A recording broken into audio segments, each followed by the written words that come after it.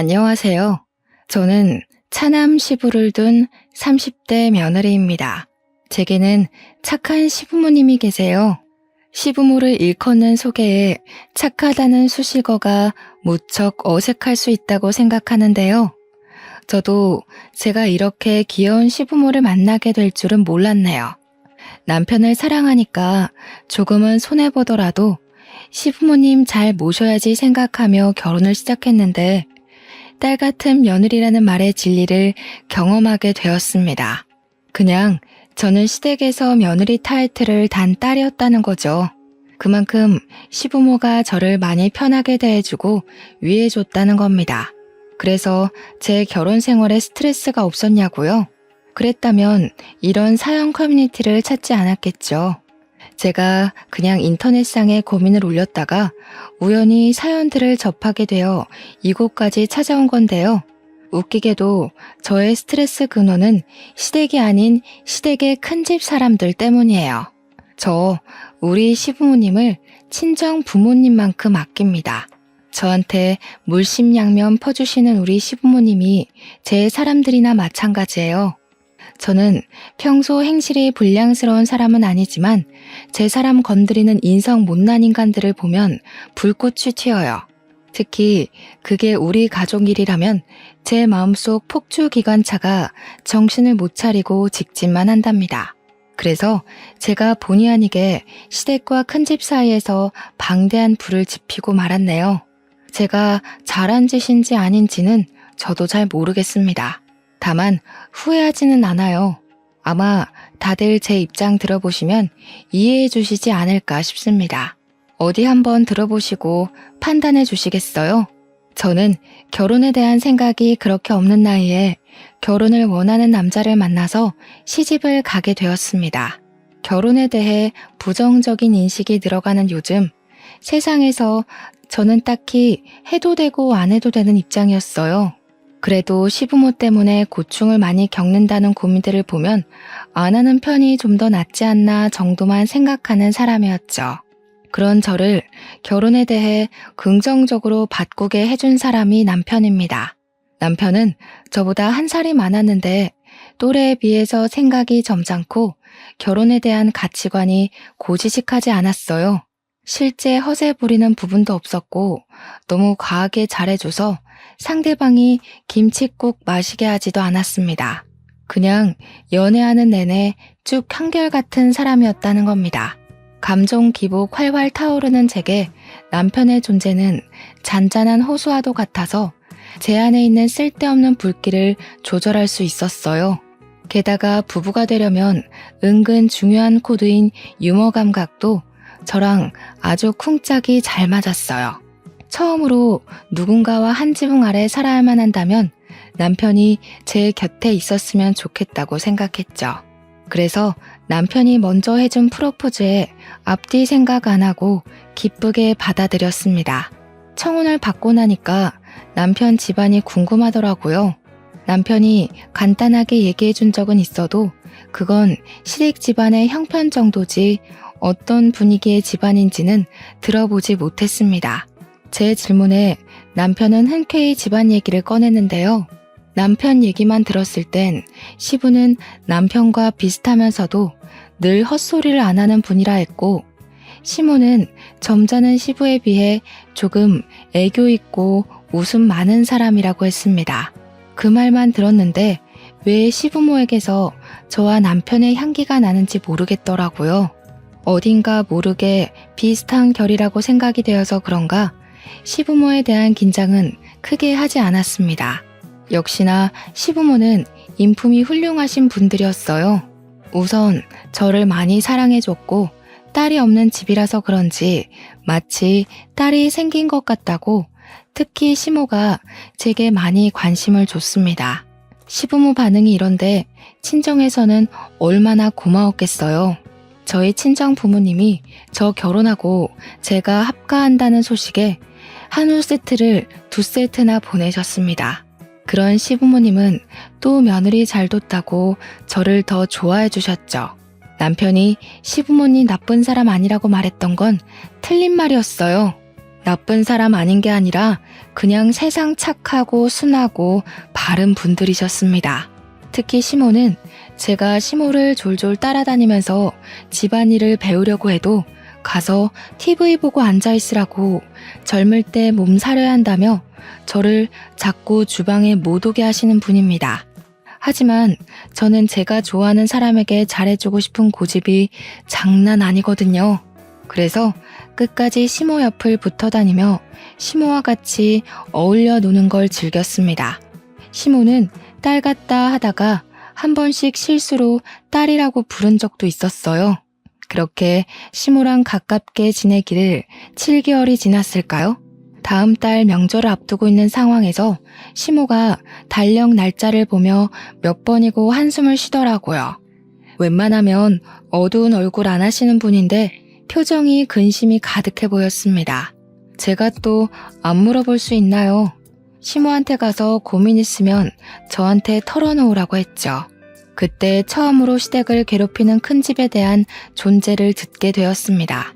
내가 그 집 사람들 만날 생각만 하면 이렇게 일찍부터 가슴이 콱 막히고 심장이 크게 뛰어.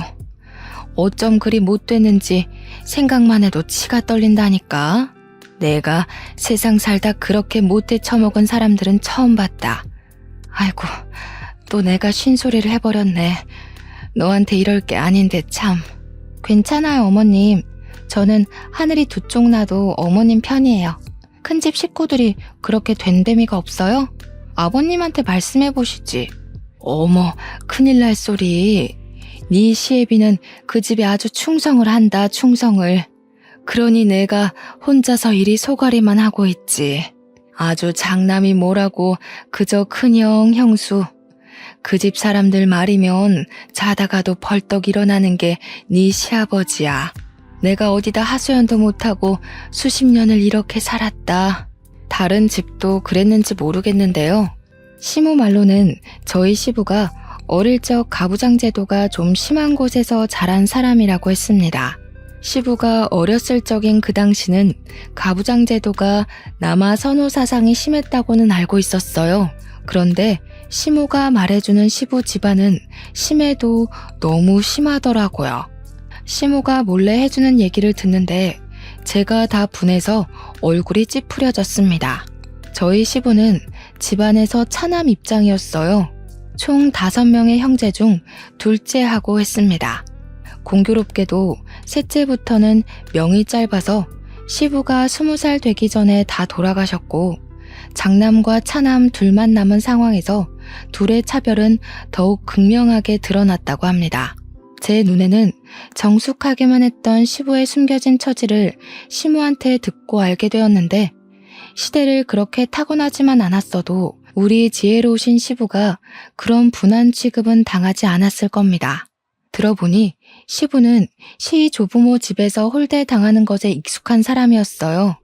시부는 단 한순간도 따뜻한 대접 없이 자란 차남이었는데 일단 밥 먹는 것부터 편애가 바로 드러났더라고요. 시조부랑 장남은 큰 상에다 늘 따뜻한 밥과 빛깔 좋은 반찬들이 차려졌는데 시조모랑 시부 그리고 그의 잡다한 입들은 남은 반찬을 먹거나 따뜻한 밥도 남는 걸로 겨우 얻어먹을 수 있었답니다. 그런데도 시부는 찬밥 좋아한다며 찬밥을 즐겨 먹곤 했다는데 그게 습관이 된 건지 가끔은 독립을 하고 나서도 찬밥을 찾는다고 해요. 여러분은 고깃국인데 고기 없이 풀떼기만 있는 국을 받으면 기분이 어떻겠습니까? 게다가 가족한테 말이에요. 저는 바로 따져 들었을 거예요. 하지만 시부에게 고기 없는 것 정도는 서러운 축에도 안 낀다고 하더군요. 그런데 장남한테는 시조부 시조모가 등골 빠지도록 번 돈으로 유학도 보내주고 교수도 만들어줬더라고요. 그리고 장남이 결혼할 때쯤엔 시조부가 돌아가셨는데 시조부가 남긴 유산으로 신혼집이랑 혼수 가구, 예단비를 잔뜩 해줬다고 합니다. 웃긴 건 시조부 유산이 원래 우리 시부한테도 주라고 돼 있었대요. 그런데 시조모가 마음대로 결정해서 장남한테 다 준 거라고 하더군요. 그런데도 장남인 큰아버님은 자기 권위가 더 중요한 사람이라 시조부 돌아가시고 홀로 남은 시조모를 못 모시겠다며 외면했다네요. 외면을 한 절대적인 이유는 큰아버님 와이프가 고부 갈등 겪기 싫다고 반대하는 바람에 나 몰라라 한 거랍니다. 우리 착한 시부는 요양원 가겠다는 시조모를 결국 내버려두지 못해 본인이 모셨고, 시무랑 같이 한 10년 정도 한 집에 살다가 시조모가 돌아가셨다고 했어요. 큰아버님 만행은 이게 끝이 아닙니다. 시조모가 돌아가시고 나서도 장례 절차를 담당한 건 장남이 아니라 차남인 시부였어요. 큰아버님은 당시 자기 식구들을 데리고 외국에 살고 있어서 못 오는 상황이었다고 해요. 제가 볼 땐 여기까지만 들어도 큰아버님의 장남 자격은 충분히 박탈되었다고 보는데, 아무도 장남이 저렇게 막 나오는 걸 뭐라 하질 않으니 저렇게 컸겠죠. 특히나 시조부모가 너무 장남을 아꼈던지라 장남이 이기적으로 나오는 것에 대해선 별로 개의치 않았나 봐요. 그러니까 그저 장남이기 때문에 뭐든 용납이 되었던 거죠. 그래서 시조모 유산도 역시나 큰아버님 앞으로만 되어 있었대요. 시조부모님은 죽는 그날까지 장남 이름만 부르다가 돌아가셨다고 합니다. 정작 뒤치다거리 다 해준 사람은 차남이었는데 말이에요. 착한 시모는 그때 처음으로 사람 묘자리 앞에다가 침을 뱉었다고 했습니다.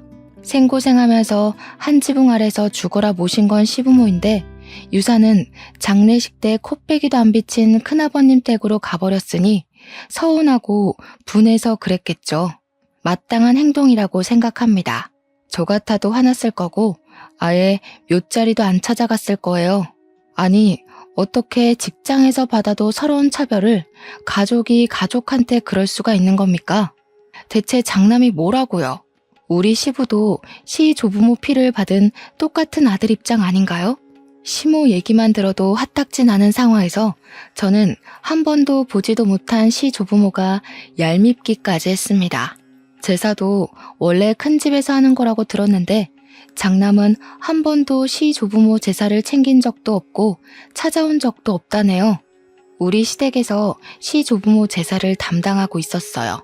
그 얘기를 들은 후로 저는 시조부모 제사를 챙기고 싶지가 않았습니다. 그래도 시부모가 챙기는 제사니까 따르긴 했는데요. 대신 절을 하면서도 제사상을 차리면서도 저는 속으로 시조부모를 엄청 원망하고 흉봤어요. 제가 시모한테 억울했겠다고 어떻게 그 고생을 다 참고 살았냐고 위로의 말을 조심스레 건넸는데 시모는 그냥 살다 보니 사라지더라네요. 그 시대는 대부분 그랬다고, 자기뿐만 아니라 다른 며느리들도 대개 같은 소가리를 했을 거라면서 씁쓸하게 웃을 뿐이었어요. 이건 시대적 배경이라 어쩔 수 없이 이해를 해야 된다고 하는데 저는 이해하고 말고보다는 일단 그런 차별 대우 자체에 화가 났어요. 주원 자식도 아니고 어떻게 친자식한테 그럴 수가 있는지 모르겠습니다. 솔직히 말하면 이해 하나도 안 했어요. 시모한테는 죄송하지만 속으로는 내내 딴 생각하면서 시조부모만 비난했습니다. 그렇다고 시부 집안에서 치켜 세웠다는 장남이 그리 대단한 사람도 아니었거든요. 대접받을 만큼 뭐라도 집안의 보탬이 된 사람이면 시조부모의 행실을 어떻게든 납득해봤을 텐데, 시모가 말하는 큰아버님은 듣기만 해도 이기적이고 자기밖에 모르는 사람이었습니다. 제가 이걸 시집 온 지 얼마 안 되고 들었을 땐 그저 시부 처지가 안쓰러웠어요. 그래서 착한 시부에게 더 잘해드리고 싶었고 시부의 경고는 귀 기울여 듣고 고치려고 했습니다. 그러나 큰 집을 처음 만나고부터는 시부의 경고를 지키려는 게 제 마음대로 안 되더군요. 큰아버님은 차례도 안 지내면서 자기가 큰 집인 걸 내세우며 명절에 인사는 오라고 하는 웃긴 집안입니다. 도대체 어느 나라 법인지 모르겠네요. 근데 시부는 그걸 또 군말 없이 꼬박꼬박 가고 있다고 했어요. 그래서 저도 결혼하고 처음으로 그 집을 방문하게 되었는데요. 저는 큰 집에 발을 들이자마자 황당한 상황을 겪었습니다. 우리가 먼 길을 달려왔는데도 밖으로 내다보는 식구가 하나도 없었다는 거예요. 솔직히 그때 큰 집에 아무도 없는 줄 알았어요. 하지만 그건 조금만 더 안으로 들어가면 바로 확인 사살되는 일이었는데요. 큰아버님은 TV를 보고 있었고 큰어머님은 주방에서 음식 재료를 다듬고 있었어요. 무려 2시간이나 걸리는 거리를 차까지 막혀서 4시간 만에 도착했는데도 반기는 사람이 없었습니다. 자주 왕래하는 사이도 아닌데 적어도 오는 길 고생 많았다고 한마디는 해줘야 되는 거 아닙니까? 그런데 우리가 모습을 드러내자마자 큰 집사람들이 하는 첫 마디가 뭔 줄 아시나요? 해 떨어지고 올 작정이었냐? 이 형수가 혼자서 저 많은 거 다 다듬느라 허리가 두 쪽 났다. 오늘 같은 날은 당연히 차 막히는 거 몰라? 생각이 있으면 일찍 나섰어야지. 저게 큰아버님이 시부한테 처음 던진 말입니다. 어디 큰아버님만으로 끝이게요? 큰어머님도 뒤처질세라 주방에 들어간 시모한테 쓴소리를 뱉었어요. 아이고 참나, 손님 나셨다 나셨어. 오다가 어디 고랑이라도 빠져 죽은 줄 알았네. 더 늦었으면 짜증나서 그냥 돌아가라 할 뻔했어. 물 한 모금도 못 먹고 일만 했더니 입이 바싹 말라 죽겠다. 말할 기운도 없네. 내가 손질은 다 했으니까 수월할 거야. 6시까진 끝내라. 인상 팍 쓰면서 우리 시모한테 앞치마를 툭 던져주고 주방을 나가는 큰어머님을 보는데 와, 인사하기 싫더라고요. 그래서 큰어머님이 주방 빠져나오며 저랑 눈이 마주쳤는데 제가 그냥 쌩까버렸습니다. 큰어머님 시선이 계속 저를 따라오는 게 느껴졌지만 무시하고 우리 시모 따라 주방에 쏙 들어가 버렸어요. 이렇듯 직접 본 큰집 사람들 행실은 말로만 들은 것보다 훨씬 더 저를 화나게 했어요. 우리 시부모를 종부리듯 당연하게 행동을 하는데 제가 아끼는 분들을 그렇게 대하는 인간들한테 화가 안 날 수 있나요? 우리 착한 시모도 뒤에서는 큰집 식구 욕을 마구 했지만 정작 큰어머님 앞에서는 아무것도 못하고 깨갱하는 수준이더라고요. 그게 너무 마음이 아팠어요. 그간 어떻게 지내왔는지가 보였거든요. 큰 집에 있는 며느리들은 맞벌이 한다고 원래부터 명절의 음식 자체를 못하는 사람들이라고 했는데요. 그래서 저희 집을 명절보다 하루 일찍 불러서 이렇게 부려먹으셨대요. 무슨 이유건 간에 이건 좀 아니지 않나 싶어 남편한테 물으면 남편도 좀 보기 불편하긴 한데 너무 어릴 때부터 이렇게 해왔던 거라 자기가 어떻게 할 수가 없었대요. 한 번은 사춘기 때 큰아버님께 대들어봤는데 되레 시부모한테 혼이 났다고 합니다. 우리 시부모가 얼마나 마음 좋은 사람들인데 남의 손에 굴려지는 걸 보니 눈앞에서 보니까 제 속이 부글부글 열오르기 시작했어요. 분명 시부모도 말만 안 하고 있을 뿐 참고 있을 거라고 생각합니다. 하지만 남편도 어쩌지 못하는 걸 제가 뭐라고 감히 시가 친척에 간섭을 할 수 있겠습니까? 그래도 초면인 큰집 어른들한테 네네 하며 굽신거리고 싶지는 않았어요. 그래서 시모더러 남 시키지 말고 혼자 일해야 된다는 큰어머님의 말을 못 들은 척하고서 저는 시모 하는 걸 뺏어들었어요. 시모를 적극 도우는 방향으로 제 분을 풀려고 노력했습니다. 시모가 작은 목소리로 괜찮다고 저기 거실에 가서 그릇만 좀 닦아달라고 하더라고요. 명절일에서 그나마 그릇 닦는 게 가장 쉽고 별로 힘 안 가는 일이라는 거 명절 챙겨본 사람은 다 알 겁니다. 시모는 최대한 자기가 힘들고 어려운 걸 자처하겠다는 뜻으로 저를 보내려고 했어요. 그러나 그럴수록 저는 더 고집 부려서 시모 몫을 빼앗았습니다. 제가 그래도 요리에 솜씨가 좀 있는 사람이라서 누구한테 물어볼 필요도 없거든요. 그래서 제가 오히려 시모를 쉬운 쪽으로 보내려고 했어요. 저랑 시모가 그렇게 꽁냥대면서 같이 일을 하고 있으니까 큰어머님이 슬쩍 오는 기척이 느껴지더라고요. 우리 주위를 얼쩡거리면서 우리 하는 얘기를 엿들으려고 기웃댔어요. 그러다 저희의 화기애애한 모습이 못마땅했는지 갑자기 시모한테 양파 깠냐고 마늘 빻고 고사리나 빨리빨리 볶으라며 성질을 부리더군요. 그러니 시모가 저랑 떠들다 말고 후다닥 다른 일을 하러 갔습니다. 시모가 떠나고 큰 어머님만 제 반경에 남아 있었는데 저는 끝까지 큰 어머님 안 돌아보면서 바로 표정 굳혔어요. 그냥 제 할 일만 했죠. 그러니까 큰어머님이 제가 마치 자기 며느리라도 되는 것 마냥 저한테 이래라 저래라 시키려고 하더라고요. 처음엔 무시했습니다. 그랬더니 이봐요, 이봐 하면서 나중에는 저를 툭툭 치는 거 아니겠습니까? 말본새부터 초면에 쉽게 터치하는 것까지 딱 봐도 불량스럽기 그지없는 할망구였어요. 내 말이 안 들리나? 그거 지금 할 필요 없다고. 저기 가서 전 부칠 펜 좀 달거라. 주방일 안 해봤니? 일머리가 있는 편은 아닌가 보구나. 애가 빠릿빠릿하지 못하네. 죄송해요. 저는 저희 어머님 며느리라서요. 다른 사람 말은 귓등으로만 들어요. 큰어머님이야말로 할 일도 없이 돌아다니지만 마시고 손 좀 보태세요. 그럼 더 빨리 끝나지 않겠어요? 저도 일머리 없다지만 큰어머님도 그렇게 썩... 저는 싱긋 눈웃음 치면서 차분한 톤으로 고개만 까딱 인사했습니다. 그리곤 또 큰어머님 말을 무시하며 제 할 일만 했어요. 그런데 저 때문에 시모도 놀라고 큰어머님도 충격 먹어서 순간 정적이 흐른 거 있죠. 그러거나 말거나 저는 하고 있던 시금치 나무를 조금 떼서 시모한테 조르륵 달려갔고 눈치 없는 사람처럼 간 좀 봐달라고 애교만 부렸습니다. 우리 귀여운 시모 당황해서 얼떨결에 간을 봐주더라고요. 그러면서 큰어머님 눈치는 계속 봤고요. 좀 싱겁죠? 아, 어머님 솜씨 따라가려면 더 배워야겠어요. 어머님은 어쩜 그렇게 요리를 잘하세요? 제가 진짜 100점짜리 시어머니를 뒀네요.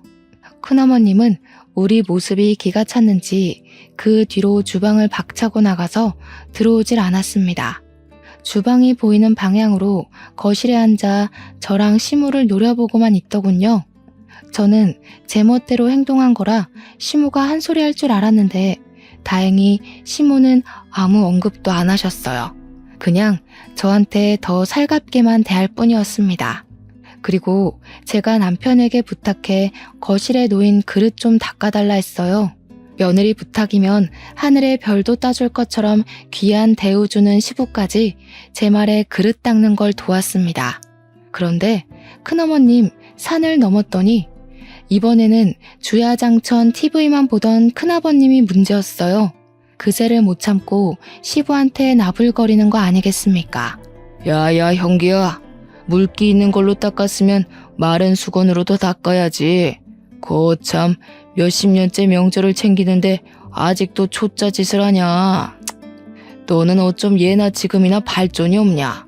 큰아버님은 말마다 혀를 차는 습관이 있더라고요. 그것 때문에 사람을 더 무시하는 본새가 심하게 느껴졌고 저는 순간적으로 우라가 치밀었습니다. 아, 진심으로 짜증나대요. 제가 이렇게 속에 열이 많은 사람인지 여태 모르고 살았어요. 저는 부쳐놓은 고추전을 바구니를 들고서 베란다에 건조를 시켜야겠다고 룰루랄라 거실을 가로질렀습니다. 그러고는 바닥에 양말이 미끄러진 척 들고 있던 바구니를 날려 큰아버님 머리통에 쏟아버렸어요. 그러자 큰아버님은 소리 꽥 질렀고 큰어머님은 난리 나서 큰아버님의 원형 탈모 머리를 손으로 닦고 문질렀습니다. 어머나, 죄송해요 큰아버님. 바닥이 왜 이렇게 미끄럽지? 아, 여기 바닥에 기름기가 있네. 큰어머님 청소 안 하셨구나. 평소에 좀 제대로 해놓으시지. 오늘 같은 날은 손님도 오는데 집안 안 살펴놓으셨어요? 그런 건 저도 아는 기본인데 아쉽네요. 뭐야? 얘, 뭐 이런 애가 다 있어? 동서 당장 이리 안 튀어와? 무슨 이딴 계집애가 다 있냐고.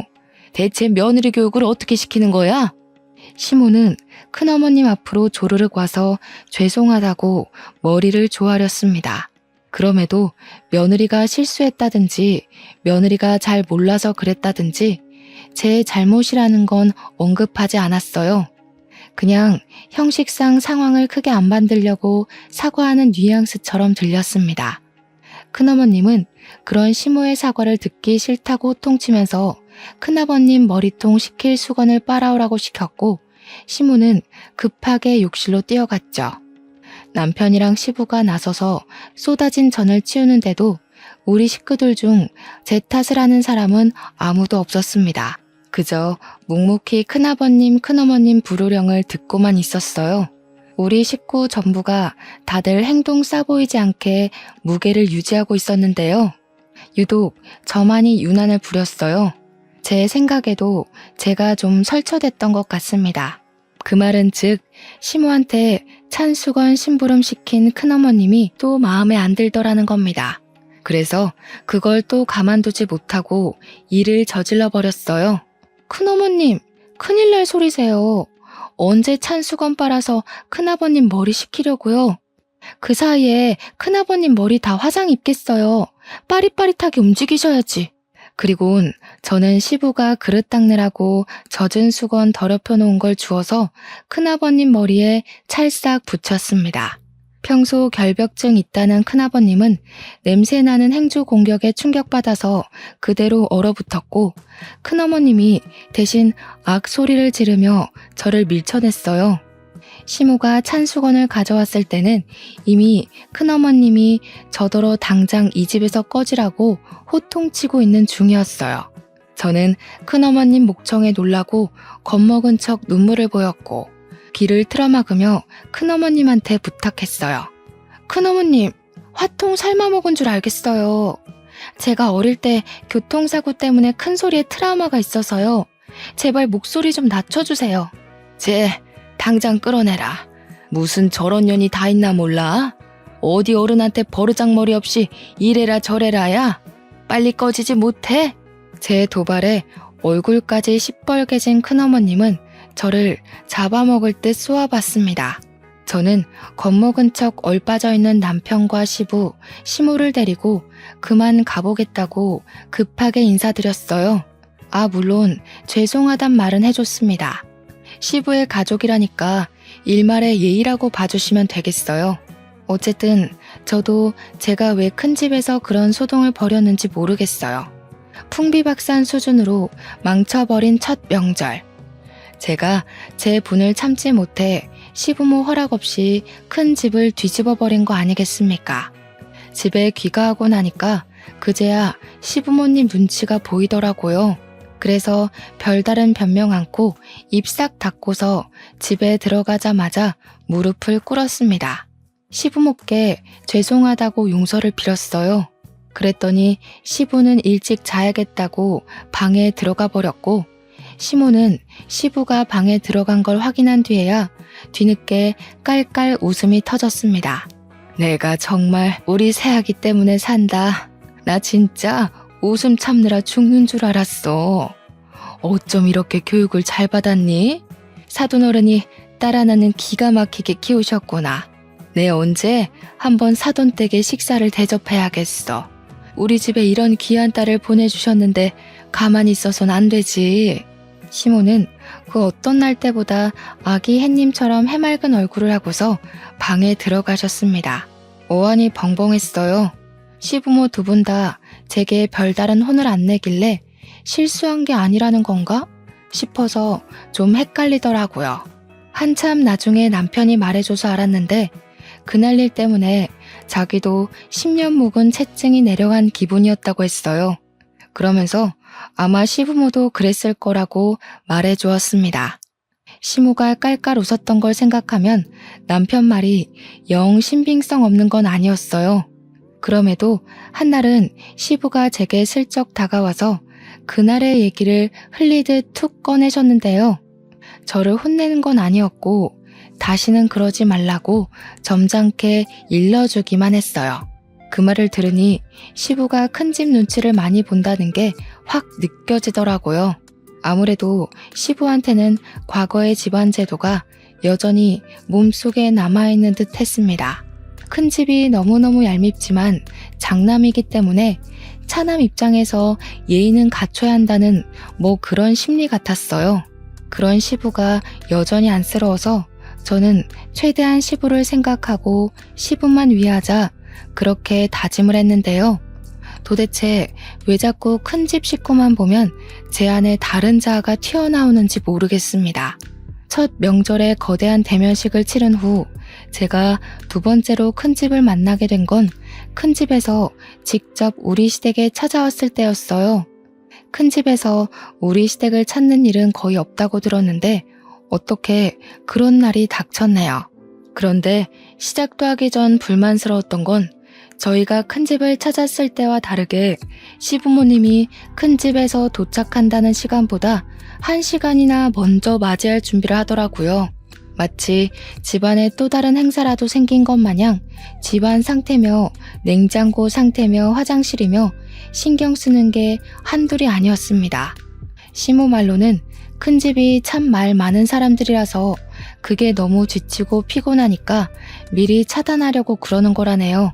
그렇게 도착한 큰 집 사람들을 저희가 다 쪼르르 나가 환대를 해주었습니다.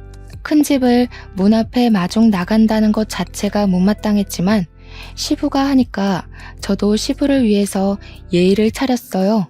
제가 안녕하세요 하는 순간 큰어머님이 제 앞을 지나가면서 저를 엄청 째려보더라고요. 지난 명절 때 일로 계속 화나 있는 듯 했어요. 그리고 큰아버님은 이번에 모자를 쓰고 오셨더라고요. 혹시 그날 진짜 화상이라도 입으신 건가 했더니 모자를 벗은 뒤 깔끔한 머리통인 걸 보고 안심했습니다. 모자도 그냥 벗은 게 아니라 눈앞에 차려진 다과상에 뜨거운 게 없는지 살핀 후에야 벗더라고요. 그러면서 큰아버님이 저를 슬쩍 눈치 보셨는데 그땐 살짝 웃음이 나올 뻔했어요. 그도 잠시. 큰집 사람들 앞에서는 역시나 웃음이 사치더군요. 큰 집에서 우리를 찾아온 건 정말로 염치 없는 이유였습니다. 내가 네 앞으로 해준 과수원 머리다. 그거 좀 다시 나한테 돌려야겠다. 그동안 관리해주느라 욕봤으니 수고비는 따로 챙겨줄게. 한 5천이면 되겠지? 과거에 시 조부모가 운영했던 작은 과수원이 하나 있었는데 그걸 시조부가 돌아가시고 시조모 혼자 관리하기가 힘들어서 큰아버님 앞으로 명의를 돌렸다고 했는데요. 원래는 그게 큰아버님이 맡았어야 할 과수원이었다는 거예요. 그러나 큰아버님이 자기는 교수할 거라서 과수원 같은 거 들여다볼 여건 안 된다고 시부한테 던져주라고 했답니다. 그래서 시부는 과수원 일 때문에 하고 싶은 공부까지 포기하고 과수원만 정성껏 돌보며 살았대요. 과수원은 시모를 만나기 전부터 갖고 있던 거라 어쩌면 시부의 세월이 고스란히 묻은 고향과도 같은 것이었어요. 시부는 과수원도 시 조부모가 남긴 유산이라면서 자기에게 남은 유일한 부모의 존재라고 보고 엄청 아끼는 보물이라 했습니다. 과수원이 가족 다음으로 소중한 재산이라고 말씀하시던 시부 마음에 감동받아 제가 똑똑하게 기억하고 있었어요. 그런데 그게 원래 큰아버님 거라는 건 그날 처음 들은 사실이었습니다.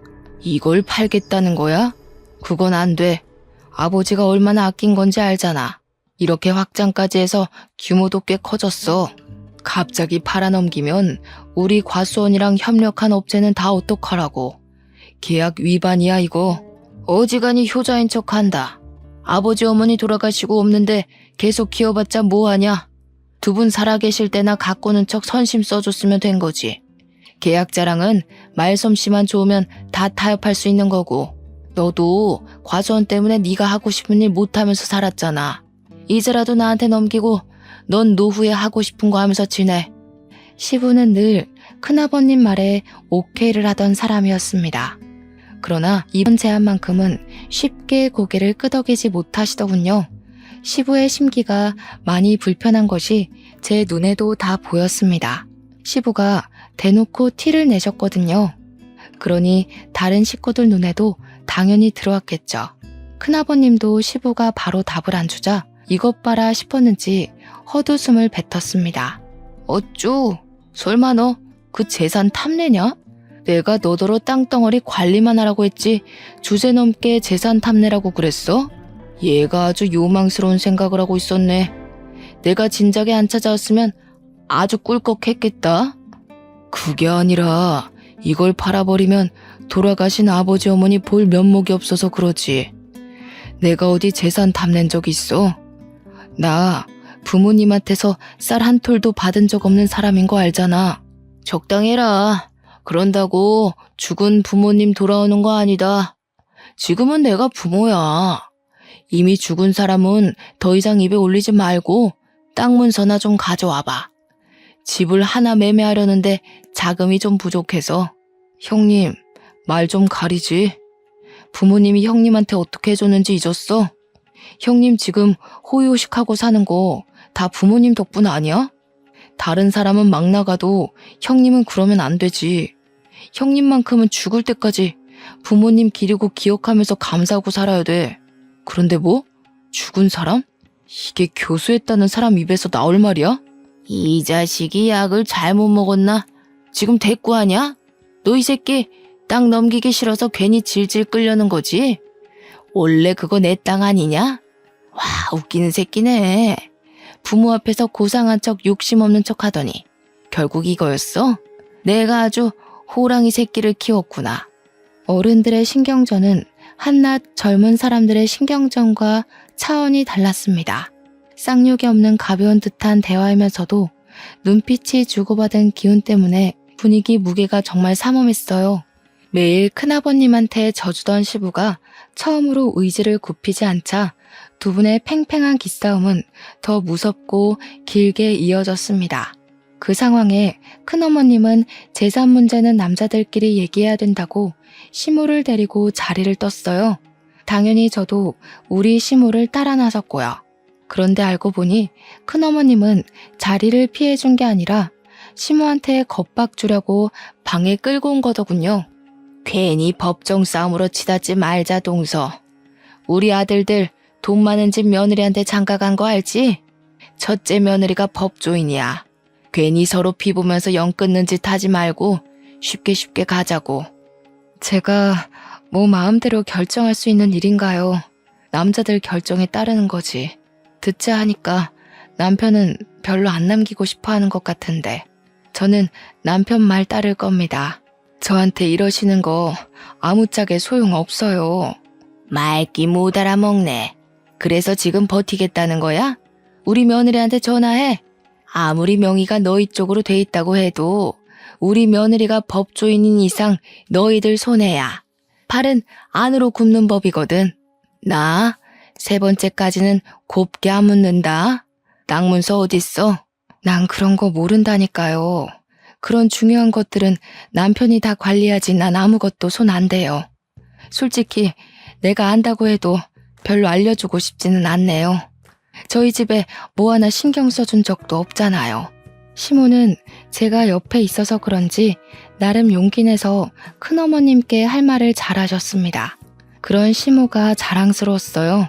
큰어머님을 화나게 하는데 충분히 성공했더라고요. 얌전한 고양이가 부뚜막에 올라간 셈이었죠. 하지만 큰어머님이 참지 않고 법조인 며느리한테 전화를 걸겠다고 폰을 들었을 때 시모 표정은 금세 후회를 되찾았습니다.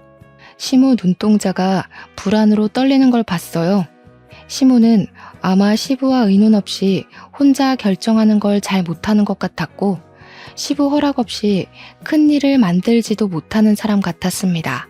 그 사이 큰어머님은 진짜로 첫째 며느리에게 전화를 걸었어요. 그런데 신호음이 가기도 전에 곧바로 전화가 꺼졌습니다. 큰어머님이 당황해서 다시 전화를 걸었는데 또 안 받았어요.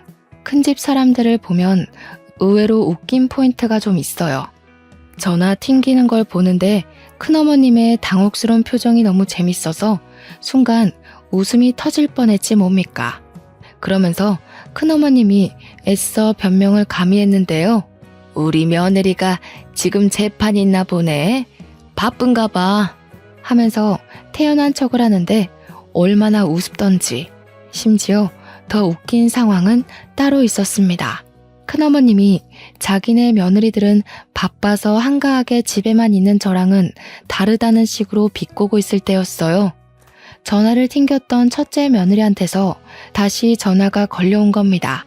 그러자 큰어머님 표정이 승기라도 잡은 것 마냥 들뜨더라고요. 바로 시모 얼굴 앞에다가 당당하게 자기 폰을 들이밀면서 자랑을 했습니다. 좀 봐라 얘. 아무리 바빠도 얘들이 이렇게 예의가 바르다. 다시 전화 주잖니. 이 애들은 우리를 아주 하늘로 모셔. 누구처럼 감히 며느리가 시애미한테 시시덕거리면서 까불지 않는단 말이다. 며느리에도 다 급이 있는 거야.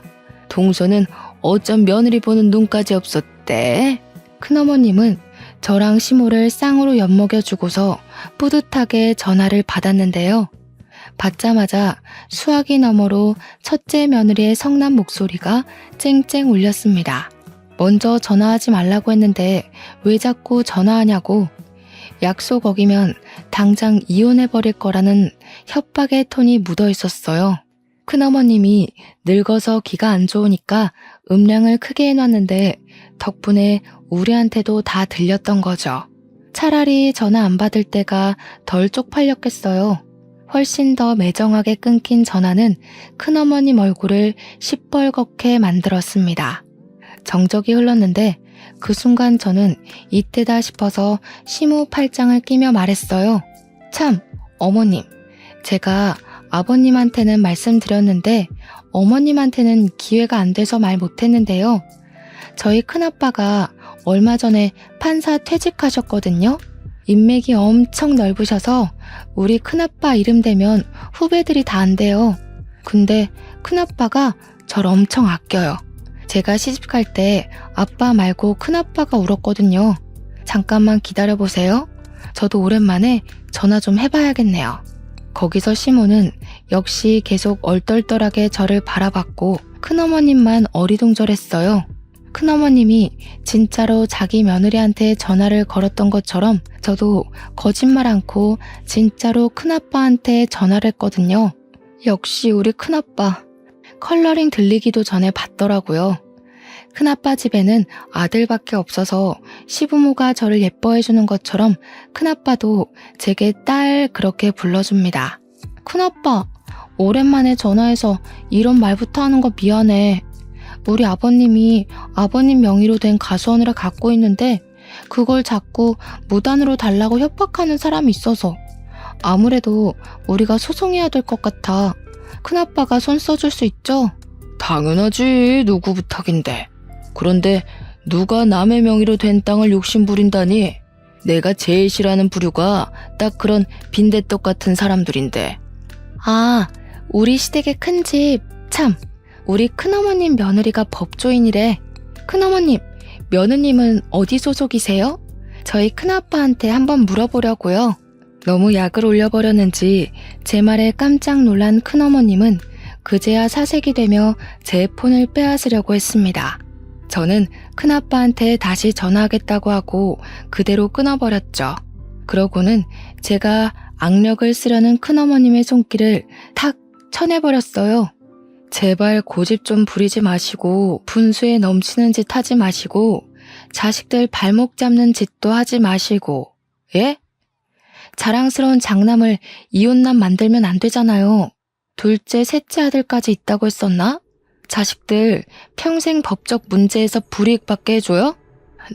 너 이거 협박죄다. 어디서 어른한테 따박따박 말대답이야? 사람 사들여서 연기하는 거지? 내가 속을 줄 알고? 그건 끝까지 가보면 알겠죠. 궁금하면 사이좋게 법정 싸움 해보던가요. 그보다 며느리들이 하늘로 모신다고 했죠. 하늘은 무슨 시궁창 대접 안 받는 걸로 감사해야겠던데요. 괜히 일 벌였다가 자식들이랑 며느리한테 버림받지 마시고 지금이라도 정신 좀 차리세요. 이제는 우리 시모가 아니라 큰어머님이 누나를 불안하게 굴리셨어요. 그러면서도 대꾸는 못해서 바보같이 어버버거리기만 하더라고요. 이후 저희에게 그 어떤 잘난 체도 못하고서 쌩 방을 나가버렸습니다. 얼마나 당황했으면 나가다 문턱에 발가락을 찧었는데도 절뚝거리며 뛰쳐나가버릴까요? 시모를 모시고 그 뒤를 따라 나갔더니 거실에선 큰아버님이 시부 멱살을 잡고 있는 장면이 기다리고 있었어요. 시모가 깜짝 놀라서 시부한테 달려가려 했는데 그럴 필요가 없을 것 같아 제가 시모를 붙잡았습니다. 곧 큰어머님이 알아서 큰아버님과 시부를 갈라놓더니 큰아버님 옷을 챙기고 모자를 챙기고 난리가 났더라고요. 큰아버님이 왜 이러냐고 미쳤냐고 하는데도 큰어머님은 큰아버님 등짝만 패면서 그냥 빨리 나가자고만 재촉했어요. 아무래도 나가면 제 큰아빠가 판사였던 얘기를 알아서 잘 전달할 것 같았습니다. 이젠 자기네들이 불리하다는 걸 알았겠죠. 이미 땅덩어리가 시부 이름으로 되어 있는데 법으로 덤빈다 한들 무슨 소용 있다고 두둑한 배짱을 갖고 덤볐는지 모르겠네요. 관리도 처음부터 계속 우리 시부만 해와서 명의가 큰아버님 거였다고 해도 기여도에 따라 우리 쪽에서도 지분을 받을 수 있대요. 결국 어떤 법이든 간에 큰 집 쪽이 불리하다는 겁니다. 그런데도 배 내밀고 떵떵거렸던 이유는 왠지 그 법조인 며느리 하나 믿고 있어서 그런 것 같아요. 이러나 저러나 일은 잘 해결되었습니다. 그날 대판 싸운 이후로 큰 집은 2년이 지난 지금까지 우리 시댁을 찾지 않고 있어요. 양심 없이 명절에 부르지도 않고 귀찮게 땅 내놓으라고 시비 걸지도 않습니다. 시부는 어떻게 큰 집과 연락을 잇고 있는지는 모르겠으나 그 외의 식구들은 전부 큰 집의 갑질에서 해방이 되었어요. 시모랑 남편은 이게 다 저 덕분이라고 항상 사랑스럽다고 해줍니다. 밥상에 매일 맛있는 것도 올라와요.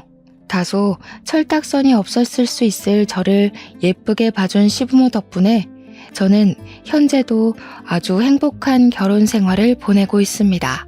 사실 딸을 임신한 지도 8개월이나 됐어요. 그렇잖아도 저를 복덩이 대우해주던 시댁에서 임신까지 해버리니 아주 왕비만큼이나 후한 대접을 받고 있네요. 지금이 너무 행복해서 이 꿈에서 영영 깨고 싶지가 않아요. 제 인생이 이렇게 쭉 순탄하길 속으로 항상 바라고 있습니다. 다들 저만큼 행복하시고 저보다 더한 행운 받으셨으면 해요. 들어주셔서 감사합니다.